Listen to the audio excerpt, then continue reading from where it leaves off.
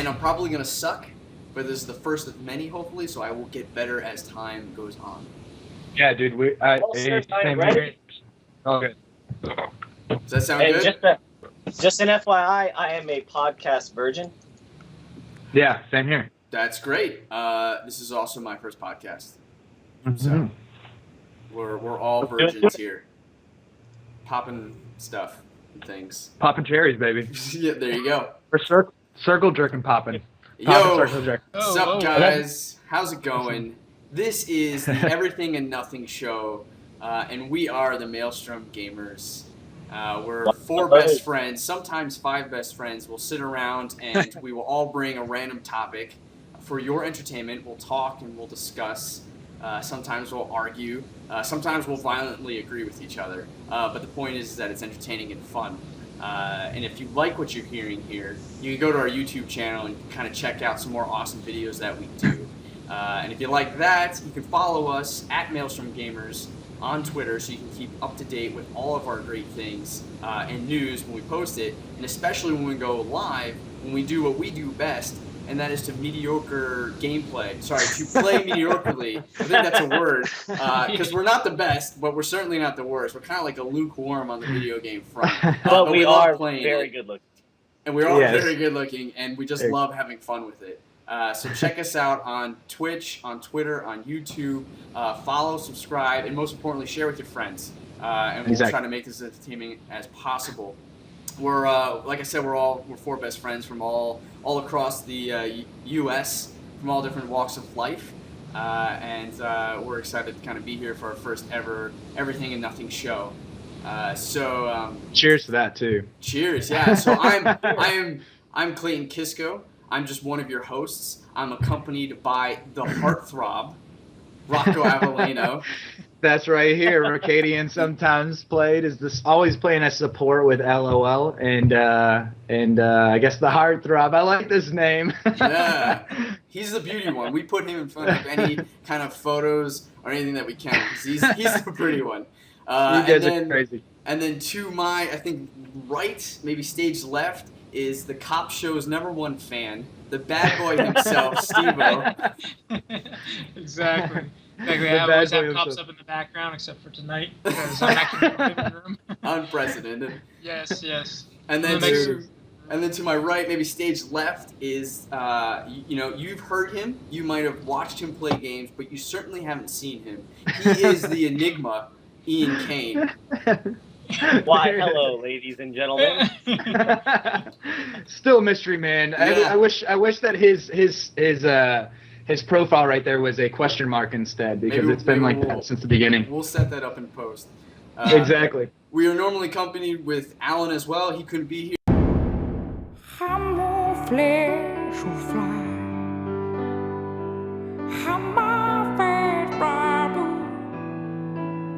He's got some friends in Vancouver, so he's taking care of business.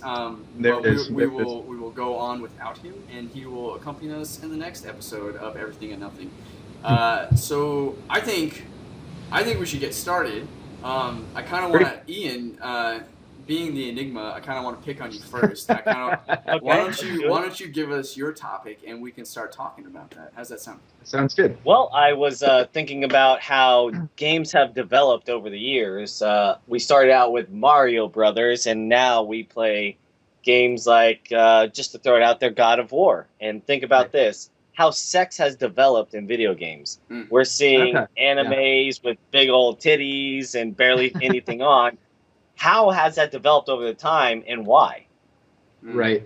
Okay, so we're like that's deep right there. Yeah. Yes. So we're talking that's funny, right? Because even in the NES versions, there was I believe it was like Leisure Suit Larry, right? On the Atari, right? Like there was he's pixelated, right? But you can see his dick. And they even it's no joke. They even animated the cum pixels coming out of that thing. It was wild. Yeah, it was awful. It was the graphics were insane. Yeah. And think about it, it just keeps growing and growing further and further now. And we're in a time where we can easily, pixelate even more graphic now. And Yeah, it's more and it's high great. def, right? Like, more to high def. Exactly. Yeah. So on that one too, that's a deep subject. I mean, we're getting to the roots of our social system, to be honest with that kind of idea. It seems like sex is ingrained to everything we do in life nowadays. I mean, look at for example, the industry of gaming and how large it is and how much it's expanding as of late and how much it affects children. yeah. Influencing them Well, with subtle, whatever you open cock shooting out little pixelated stuff, or it's chest of women wide open. I think this is it could be bad, to be honest. Like it could lead to that mentality of what am I trying to go for? What Europeans don't have because sex isn't taboo. Right. In the know? United States, Yeah. sex is very much of a no-no, whereas violence is Right. is good to go. When you go out a little bit more to the European countries, it's a little reversed, right? Violence is Right. regarded as something that's a little bit more reserved for the more mature, whereas sex is something Right. that's a little bit more natural, a little bit more open. Right, it's more right. accepted, certainly in cultures. Yeah, I agree with So you, I feel Rocco. like in our culture, though, because it's like that, it leads to this mentality of like guilt, and that being around a lot constantly, I think it leads to a conflict in young boys, at least minds, because that's how I would relate. Because yeah, I mean, can you guys imagine when we were in high school at that time? Like what I mean, yeah. even before that, like seeing those little things, you waited for that one half a second when you saw something like that. You were like, oh my god, I'm gonna rewind that and watch that again and again and again. Right, Have you right. noticed? You know? Have you noticed that too? When like titties come out, guys are always like quiet. They're like, shh, there's some titties. Shut up, man! Don't scare him. Don't scare him. Don't scare him. Let him just sit there. Now, Let him just- what I was getting from Rocco was that titties make the world go round. So Yeah. Well, yeah. yes and no. So My world. So here's the thing. I think Rocco. What I was alluding to, I think, to the Atari comment was that I believe it's just that sex in video games has been around for like a really long time, and it doesn't help that the majority of developers in video games are male. So it's definitely going to lean towards not that like. How do I say this? I think when sex is used, okay, so sex is a tool. It can be used for positive and negative effects, right? Right. And I think and good and evil. right, and I think I think that we're still in a very immature state in our video game industry. That I think it's predominantly used in some ways that's like negative or ignorant, and it can offend a lot of people, especially the female gender. Right. And that's, again, because I think mostly males are the ones creating this stuff. And I think we're Right, starting to right. grow out of that. I think we're starting to realize that, okay, look, we can be as mature as movies. We can be as mature as novels or other types of media, like art, where we can use sex as a tool to evoke emotion, to add a ton of context to whatever we're trying to show. Like, it doesn't have to be just, hey, I'm the big God of War, like male hero. I've killed a bunch of dudes. I've gotten to level 50, and now I get to see a bunch of like hourglass-shaped women with tits, and I get to basically play a QTE of fucking, right? Like I get to press the Y button a bunch of times, and that's like that. That's boiling it down to something that's just stupid. Like that doesn't interest me, right? Right. I would like it to be used more of a mature way, like that we see in movies. And I agree with you too. I mean, I think that just perpetuates that stereotype that's kind of hurting us as a human species. Like we need as a gamer, we could right? use it. Yeah, right. Yeah, as a gamer too as well. It affects. It's like you can see it everywhere. They always state it, and I'm sure everybody's heard it. Sex sells, right? Yeah. That doesn't mean that we need to throw it in there all over the place. And like Ian stated, the God of War game. I mean, what was it? Aphrodite. I think we got to go into the back room, and you had to put this whole combo together. And it's like you're saying, that's just. What's the point of that game? Yeah. I mean, that part of that game. You know what I mean? Like, and it's Get life. Right. It's like a back of the box item. It's like, hey, by the way, you can screw Aphrodite. Buy this game, and it's like it's a big thing. But like, I don't know, and it's wild. You know, I was talking to someone at work, and she brought up a really good point of view. She had noticed that in every AAA game these days, there has to be some kind of brothel or strip club. Yeah. right? Like, Yeah, it's that's just true. obligatory. Yeah. It just has to be there for no Yeah. reason, and you have these dumb quests where you have to go into this like thing and like talk to. It's just an excuse of like just seeing like just some naked pixelated like polygons, right? Whereas Yeah. some games like she was describing, I believe it was the Persona 4. I don't know. Have you guys ever played Persona? No, I have not. It's like a Japanese RPG. It's pretty crazy, but it deals with insecurities of the characters, and their insecurities then manifest into the levels of the game. So there was this woman who was a pop star, right? Like Gem and the Holograms, which if you want to know more about Gem and the Holograms, you can go to the YouTube channel, you can check out Rocco and I do a rewind trailer. But exactly. there's basically, she's a pop star, and a lot of her posters and her stuff that she's selling is like her in very sexual positions, and she feels like she's almost selling her body. So her levels become basically a strip club, and she has to go into those strip clubs and like basically beat up strippers, right? Because like that's what she has the biggest fear about. In that context, I feel like sex is then used in a really great way, and it makes a lot of sense. You know, it evokes the right kind of emotion, right?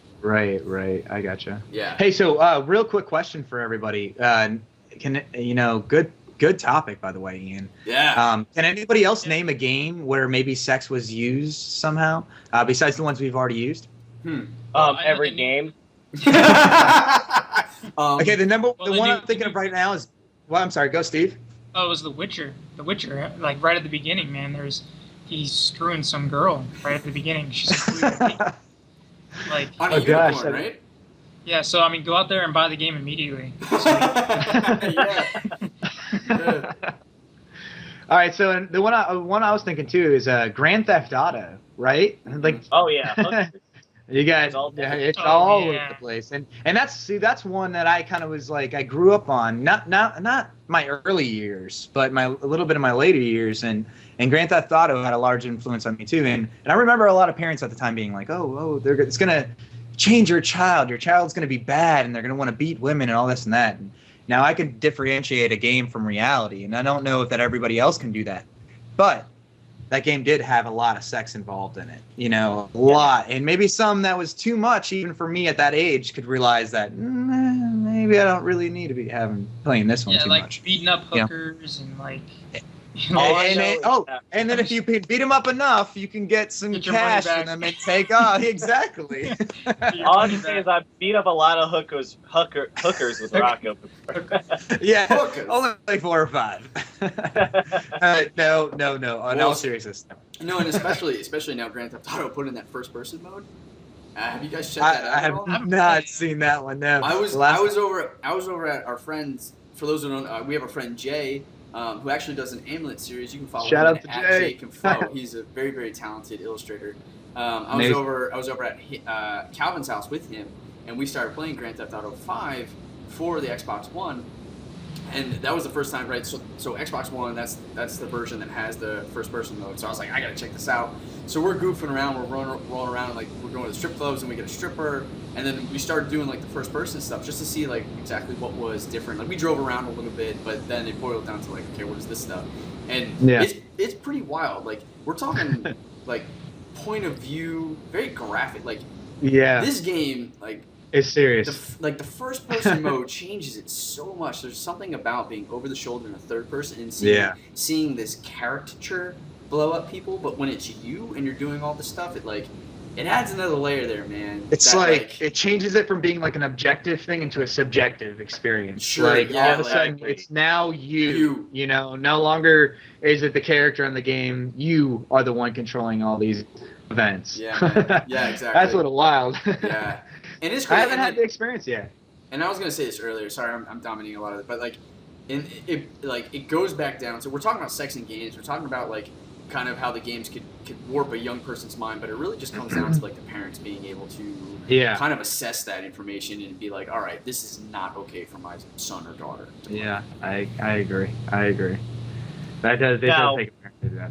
Now, back in the day, my parents never cared about what I played, which was, I guess, a different age back then. But still, I mean, I had, my parents didn't mind about if I played a certain video game because they knew that I could handle most things.